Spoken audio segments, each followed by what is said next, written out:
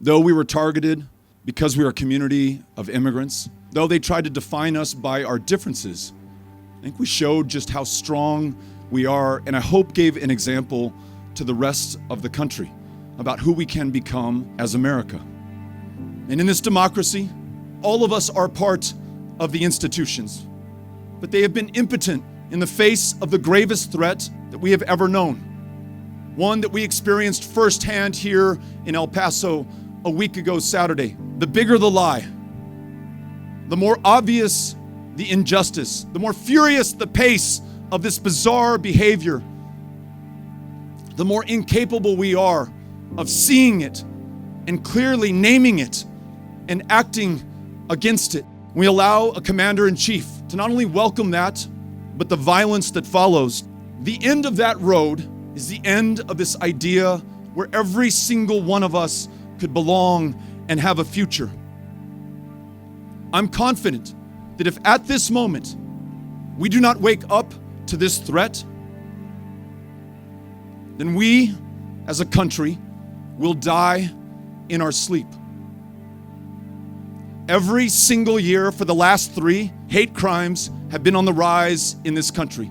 Those counties that hosted a Donald Trump rally saw hate crimes increase by more than 200%.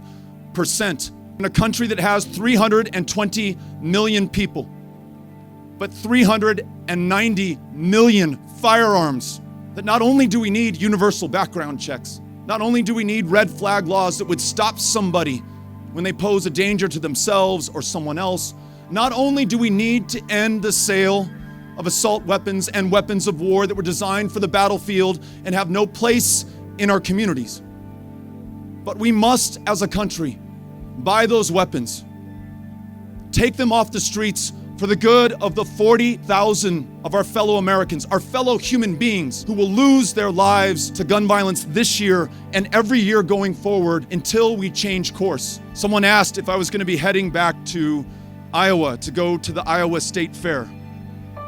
Corn dogs and Ferris wheels. And I said, no, I can't go back for that. But I also cannot go back to that. The kind of challenges that we face in this country at this moment of crisis require an urgency. To those places where Donald Trump has been terrorizing, that's where you will find me in this campaign. I will take the courage and the kindness, the warmth, the strength, the resolve of this community with me, and I will share it with the rest of the country.